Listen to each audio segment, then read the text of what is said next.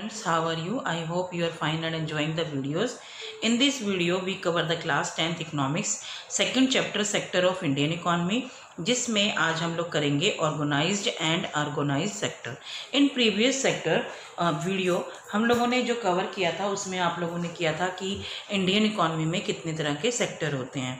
तो सबसे पहले हमने प्राइमरी, सेकेंडरी और टेरेस्ट्री, फिर हमने उनका कंपैरिजन किया था उनकी प्रोडक्शन से, यानी कि हमारा राष्ट्रीय आय में जीडीपी में उनका कितना कंट्रीब्यूशन है और कौन सा सेक्टर कितनी एम्प्लॉयमेंट क्रिएट करता है और कहाँ पर जो वर्कर्स हैं उनका एक्सप्लॉयटेशन होता है, कहाँ पर नहीं होता, या कौन कौन सा सेक्टर सबसे ज़्यादा जॉब प्रोवाइड करता है।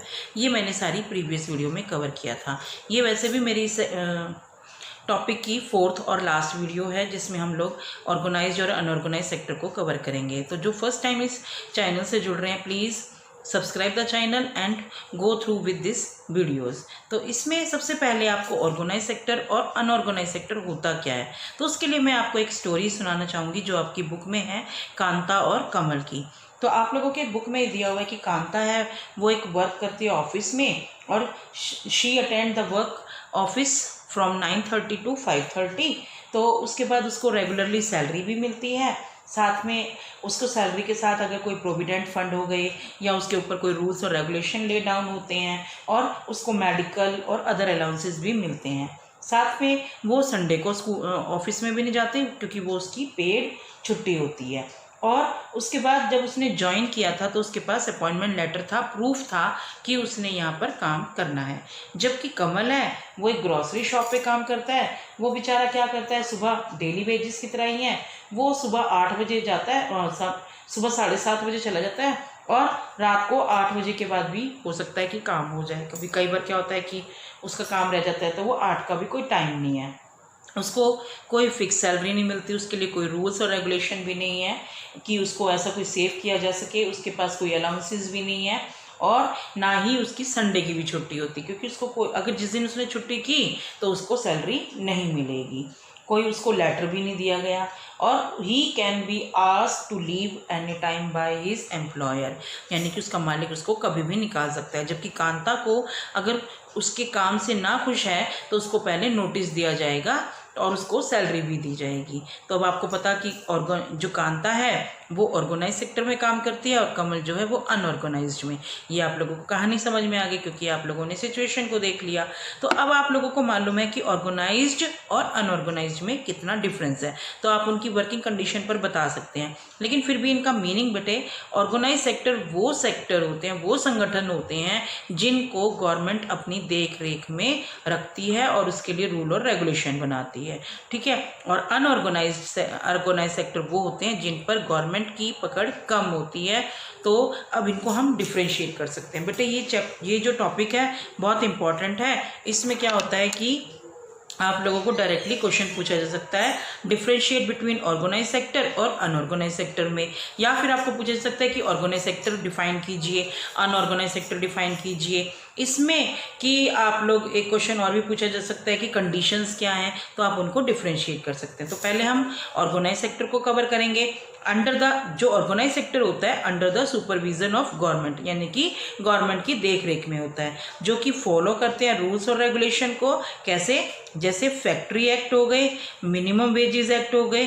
अब एक और आजकल जो औरतों की सुरक्षा के लिए भी एक कानून बनाया गया है कि जिस भी ऑर्गेनाइजेशन में 30 से ज़्यादा यानी 30 से ज़्यादा वुमेन काम करती है तो वहाँ पर उनको एक वर्किंग एनवायरनमेंट अलग से प्रोवाइड किया जाता है और उनके बच्चों के लिए क्रैश को भी प्रोवाइड किया जाता है, यानी कि उनको अलग से रेस्ट रूम प्रोवाइड किए जाते हैं, वॉशरूम प्रोवाइड किए जाते हैं, समय पर उनको छुट्टी भी दी जाती है और रेस्ट टाइम भी दिए जाते हैं। तो ये सारी कंडीशन में गवर्नमेंट ने वुमेन्स के प्रति रखी हुई हैं।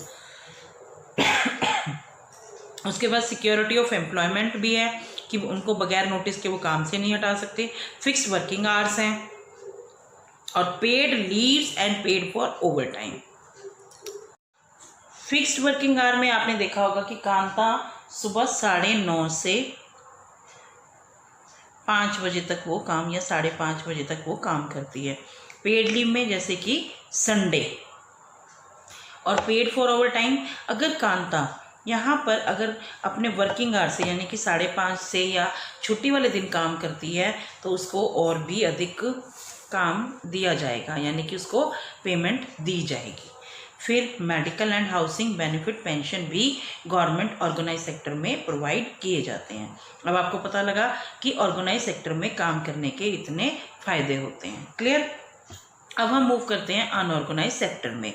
तो ये outside the control of government पर इसका कंट्रोल नहीं होता क्योंकि ये अनऑर्गेनाइज्ड है। अगर वैसे भी आप इसका नाम देखिए, ऑर्गेनाइज्ड मीन्स प्रॉपरली ढंग से मैनेज, सही ढंग से अरेंजमेंट होती है, सारे रूल्स और रेगुलेशन रिटर्न फॉर्म में। अनऑर्गेनाइज्ड मतलब ठीक है प्राइवेट सेक्टर है या कोई भी उसको काम कर सकता है, outside the control of government, rule and regulations are not to be followed, कोई होता ही नहीं है। नो जॉब सिक्योरिटी, जैसे अभी हमने कमल वाली कहानी में पढ़ा था कि कमल का मालिक उसे कभी भी निकाल सकता है। और लो पेड जॉब्स ये उसके मुकाबले में कम होती है। आप लोग देखते हैं कि जो ढाबास पे काम करते हैं या जो आपके घर में मेड आती हैं तो उनको गवर्नमेंट जॉब के मुकाबले में पेड यानी कि ऑर्गेनाइज सेक्टर के मुकाबले में कम जॉब दी जाती है। फिर उनको कोई छुट्टी की भी पे लीव नहीं है और अगर उन्होंने कोई ओवर टाइम भी काम किया तो उसका कोई भी पैसा नहीं, क्योंकि अभी हमने कमल के बारे में बात की थी कि वो सुबह 7:30 बजे चला जाता है और रात को 8 बजे तक भी और उसके बाद भी काम करवाया जा सकता है, लेकिन उसके लिए उसको कोई टाइम पैसे नहीं मिलेंगे। नो फिक्स्ड वर्किंग आवर, उसके कोई काम करने के नहीं है और ना ही उसको अदर मेडिकल और हाउसिंग बेनिफिट दिए जाते हैं। और इसमें एग्जांपल आएगा लैंडलेस लेबर रूरल एरिया में। Clear. I hope you understand the बेटा। In we cover the only one question, इसमें से 2 ही बनते हैं कि डिफ्रेंशिएट बिटवीन ऑर्गेनाइज सेक्टर और अनऑर्गेनाइज सेक्टर, या फिर अकेला ऑर्गेनाइज सेक्टर क्या होता है, अनऑर्गेनाइज सेक्टर क्या है और उसकी कंडीशन क्या है। अब आप लोगों को क्या है कि how to protect worker in the unorganised sector, but unprotect मतलब अनऑर्गेनाइज सेक्टर में वर्कर्स को कैसे सेव किया जा सकता है। तो उससे पहले आप लोगों को पता होना चाहिए कि जो मैं according to unorganised to unorganised में चैलेंजेस ऑफ शिफ्ट यानी कि ऑर्गेनाइज्ड अनऑर्गेनाइज में शिफ्ट होने के कारण क्या हैं। पहले तो और जो ऑर्गेनाइज सेक्टर है इसमें लीगल फॉर्मेलिटीज़ बहुत हैं, पेपर वर्क बहुत है, ये एम्प्लॉयर चाहते हैं क्योंकि वो अनऑर्गेनाइज की तरफ शिफ्ट हो जाएं। सेकेंडली उनको सारे बेनिफिट देते हैं जबकि अनऑर्गेनाइज्ड में नहीं है। और अनऑर्गेनाइज्ड के जो वर्कर्स हैं वो एक्सप्लॉइट होते हैं। उनको क्या चाहिए, नीड फॉर प्रोटेक्शन, यानी कि जो चैलेंजेस ऑफ शिफ्ट है वो एम्प्लॉयर यानी कि मालिक हैं जो एम्प्लॉयर शिफ्ट होना चाहते हैं, लेकिन इसको अभी गवर्नमेंट भी चाहती है कि ऑर्गेनाइज टू अनऑर्गेनाइज्ड में हो जाए।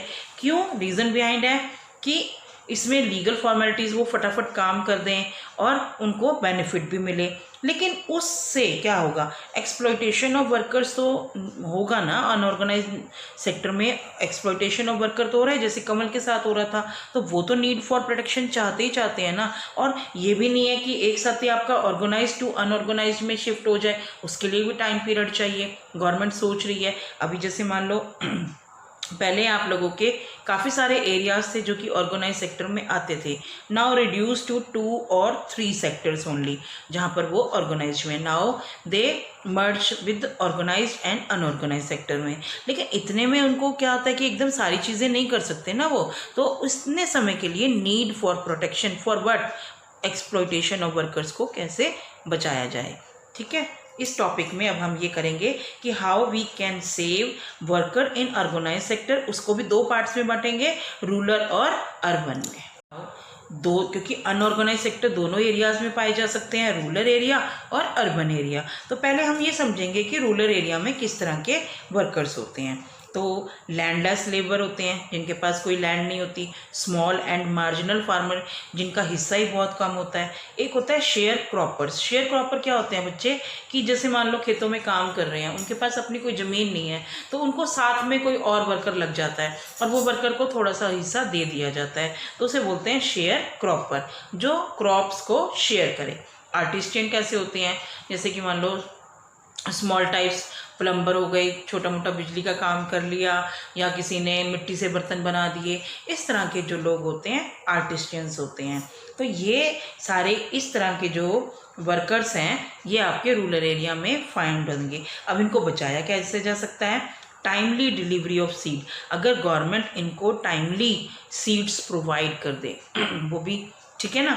फिर providing agriculture inputs, agriculture inputs में क्या हो जाते हैं इनके, जैसे कि आपके सीड्स हो गए, फर्टिलाइजर्स हो गए, इरिगेशन फैसिलिटीज़ हो गई, और इनको इलेक्ट्रिसिटी हो गई। अब गवर्नमेंट अगर इनको प्लस प्राइस में गवर्नमेंट बिजली प्रोवाइड कर दे तो ये काम अपना आसानी से करेंगे।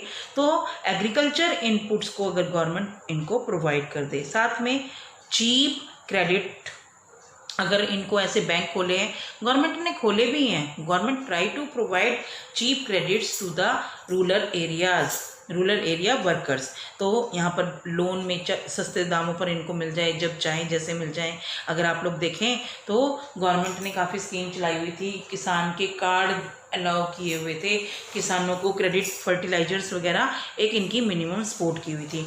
फिर अगर ये लोग सरप्लस करते हैं तो इनको स्टोरेज फैसिलिटीज़ भी होनी चाहिए, स्टोरेज फैसिलिटी भी हो गई, बैंक का भी हो गया। तो अब सबसे बड़ी बात आती है कि इनका वो सामान बिकना भी चाहिए, और बिकने के लिए इनको मार्केटिंग आउटलेट्स होनी चाहिए। अगर आप लोगों को ध्यान हो, गवर्नमेंट ये भी प्रोवाइड कर रही है आज के टाइम में।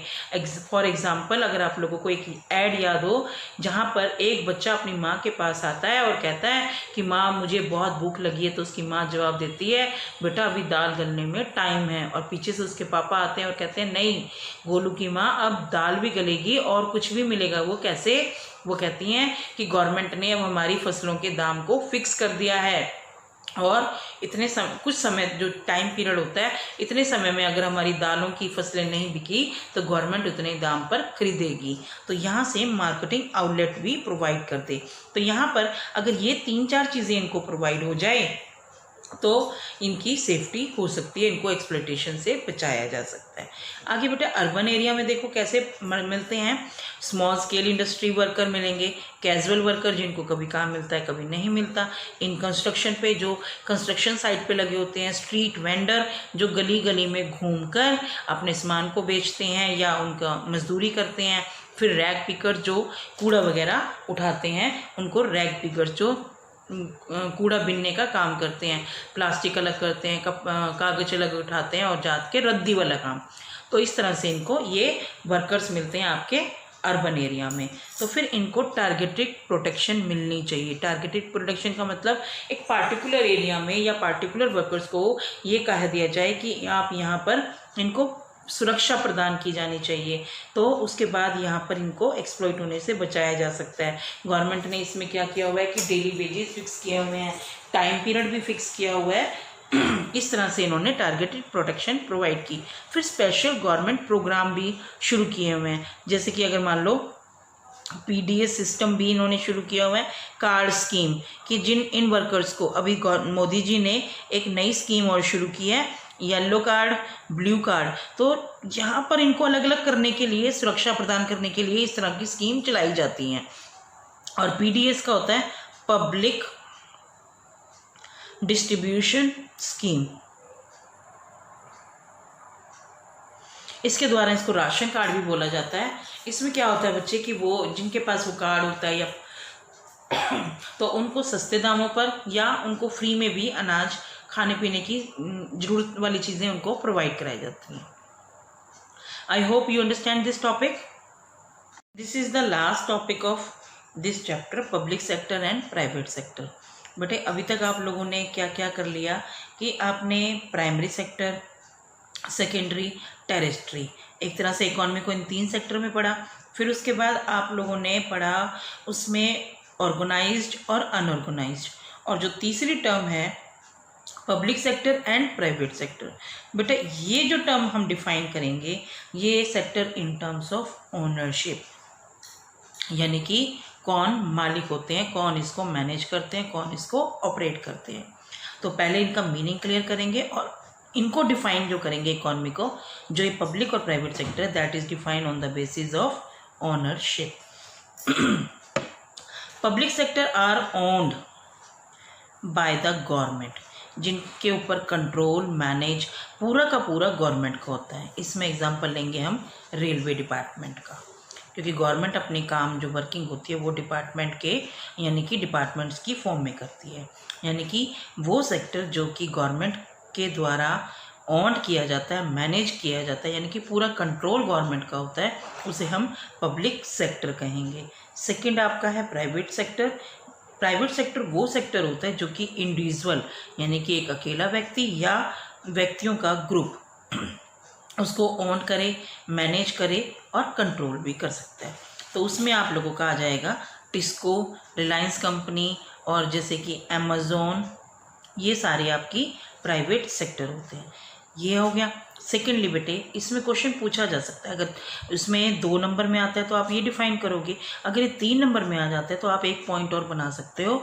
इसको लिखने का तरीका क्या होगा कि आपने ऐसे बॉक्स बनाया, उसमें आपने लिखा यहाँ पर पब्लिक सेक्टर और प्राइवेट सेक्टर। पहले आप डिफाइन करेंगे ऑनरशिप के बेसिस पर कि पब्लिक सेक्टर जो होता है वो गवर्नमेंट का ओन्ड होता है और ये प्राइवेट इंडिविजुअल्स का या ग्रुप ऑफ इंडिविजुअल। ठीक है, उसके बाद आप लोग बताएंगे इनके एग्जाम्पल, जैसे रेलवे हो गया, टिस्को, रिलायंस, ये अमेज़ॉन, ये सारी फ्लिपकार्ट, ये सारी आपकी प्राइवेट सेक्टर में आती हैं। तीसरा, अगर आप लोग ध्यान से देखें कि जो गवर्नमेंट होती है वो आपको सर्विस प्रोवाइड करती है। सर्विस यानी कि सर्विस प्रोवाइड कौन करती है? गवर्नमेंट। तो सर्विस मोटो जो होता है उनका, मोटिव जो होता है ऑब्जेक्टिव होता है, और जो प्रॉफिट मोटिव होता है वो एक प्राइवेट सेक्टर का होता है। उसका मेन मकसद होता है मुनाफा कमाना और सर्विस मोटिव होता है आपका पब्लिक सेक्टर का। तो हो गए 3 डिफरेंस।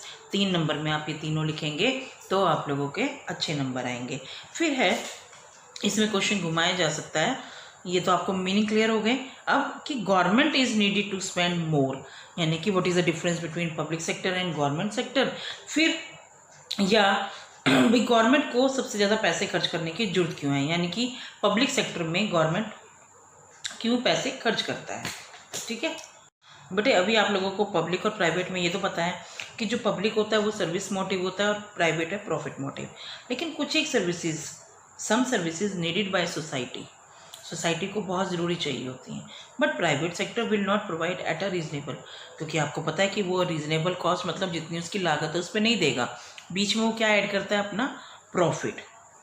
अब फॉर एग्जांपल ब्रिज कंस्ट्रक्शन है, अगर प्राइवेट कंपनी उसको करती है तो वो अच्छा मटेरियल भी लगाएगा, मजदूरों को भी देगा, साथ में अपने एफर्ट्स की भी तो कीमत लेगा। लेकिन गवर्नमेंट को अगर ब्रिज कंस्ट्रक्ट करना है तो वो लोगों का वेलफेयर देखती है, और अगर लॉस भी होता है उसको तो वो अपने आप बियर करती है। ठीक है, तो government is required to support some services, तो गवर्नमेंट को सम सर्विसेज को सपोर्ट भी देना पड़ता है फॉर इकोनॉमिक डेवलपमेंट, अपने देश की तरक्की के लिए, लोगों के वेलफेयर के लिए। तो वहाँ पर वो क्या करता है कि उनको काम provide less cost per provide करता है। For example selling electricity at the cost of generation, यानी कि उसकी जितनी कीमत होती है। अगर मान लो गवर्नमेंट ये इलेक्ट्रिसिटी लोअर कॉस्ट पे प्रोवाइड ना करे, कॉस्ट ऑफ जनरेशन पर ना करे, तो क्या होगा? आपको जो स्मॉल इंडस्ट्रीज़ हैं उनको इलेक्ट्रिसिटी महंगी पड़ेगी तो वो इतना अफोर्ड नहीं कर पाएंगे, अफोर्ड नहीं करेंगे तो उनका काम बंद हो जाएगा, काम बंद हो गया तो उनके लिए बेरोज़गारी हो जाएगी, और ये देश की तरक्की के लिए यानी इकोनॉमिक डेवलपमेंट के लिए बहुत गंदा साइन होगा। तो दैट्स वाई गवर्नमेंट को ना चाहते हुए भी या चाहते उसको कुछ services low cost per provide करनी पड़ती है, जिसमें आपका PDS पब्लिक डिस्ट्रीब्यूशन सिस्टम भी आ जाएगा। और कुछ एक some activities are primary responsibility of, ये गवर्नमेंट की रिस्पॉन्सिबिलिटी है, तो गवर्नमेंट को उसके ऊपर खर्च करना ही पड़ेगा, जैसे कि on health, education, children's park, old age homes, warehousing, ये सारी चीज़ें उसको प्राइमरी रिस्पॉन्सिबिलिटी हैं गवर्नमेंट की, उनको करना ही पड़ता है। अब आप लोग इसमें 5 नंबर में भी लिख सकते हैं कि प्राइवेट सेक्टर में क्या क्या फ़ायदे हैं, पब्लिक सेक्टर क्या क्या इंपॉर्टेंस है। तो इस तरह से आप क्वेश्चन को मेंटेन कर सकते हैं। बट मैंने क्वेश्चंस वीडियो के असाइनमेंट के साथ साथ आपको प्रोवाइड किए हैं, तो इस टॉपिक्स के जो आजकल दो या 3 टॉपिक मैंने इसमें कराए हैं वो इसके असाइनमेंट क्वेश्चन ये हैं। पर आप लोग मेरे अप्रिसिएशन के लिए इस वीडियो को देख रहे हैं तो please subscribe channel and press the bell icon for notification, और लाइक भी मुझे भेजेंगे। तो पहला क्वेश्चन बनता है what is the skill development, how does it help in creating employment. तो ये पेज नंबर आपको मिलेगा पेज नंबर 29 पे। ठीक है, मैंने पेज नंबर भी लिख दिए हैं, आप उस टॉपिक को रीड करेंगे। तो इसका दूसरा क्वेश्चन का फॉर्म होता है worker are exploited in the unorganised sector, do you agree with this view? Yes, तो आपने रीजन देने हैं। ठीक है, इन दोनों का सेम आंसर होगा। नेक्स्ट क्वेश्चन है बेटा, how would you distinguish between organised and unorganised sector, explain in your word, page number 30 पे। फिर compare the employment condition prevailing in the organised and unorganised, same आ गया वही। फिर है differentiate between public and private sector, how can worker be protected in organised sector. ठीक है, और इसका जो एक क्वेश्चन और फॉर्म बनती है वो क्या है, the worker in the unorganised sector need protection on the following issue, wages, safety और हेल्थ, यानी कि आपको 3 इश्यूज लिखने हैं, उनको कैसे प्रोटेक्ट किया जा सकता है, वही सेम आंसर आएगा। Explain how public sector contribute to the economic development of a nation, जो मैंने अभी आपको कराया है। या फिर several services which can not be provided by private sector can be provided by public sector, explain and how. तो बेटे आप लोग ये अपनी असाइनमेंट कंप्लीट करेंगे और मेरी अप्रिसिएशन के लिए चैनल को सब्सक्राइब करेंगे। Thank you.